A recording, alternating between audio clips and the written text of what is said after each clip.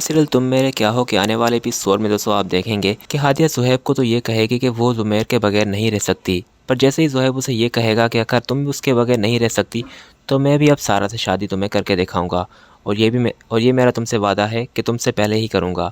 दोस्तों ये बात सुनने के बाद हादिया तो बिल्कुल इमोशनल सी हो जाएगी, क्योंकि वो ज़ुहैब को सिर्फ इसीलिए ही कह रही थी उमैर का, ताकि ज़ुहैब उससे दूर हो जाए। पर जैसे ही वो देखेगी कि ज़ुहैर वाकई में उससे दूर हो रहा है तो वो ये बिल्कुल भी बर्दाश्त नहीं कर पाएगी और उसकी आंख में आंसू आ जाएगा।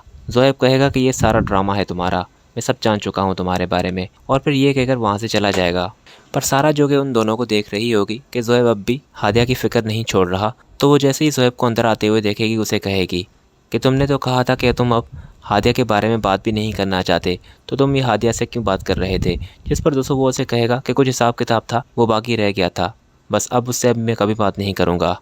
और फिर ये बात कहने के बाद ज़ुहैब सीधा अपनी माँ को कहेगा कि आप लोग हादिया के साथ बिल्कुल भी ठीक नहीं कर रहे। हादिया की आप उस लड़के से शादी कर रहे हैं जो अपने कारोबार तो क्या अपने घर वालों के साथ भी सच्चा नहीं है। उमर क्या हादिया को खुश रख पाएगा।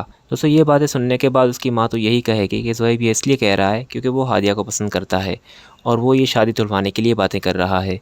इसलिए वो उसे कहेगी कि तुम हादिया की फ़िक्र छोड़ दो और सिर्फ सारा पर ध्यान दो। सारा का तुम बिल्कुल भी टाइम नहीं दे रहे, और मुझे तो लगता है कि तुमने हाँ भी इसलिए किया है क्योंकि यहाँ पर हादिया की शादी हो रही है, तो तुमने उसे सिर्फ जेलस करने के लिए इस शादी के लिए हाँ की है।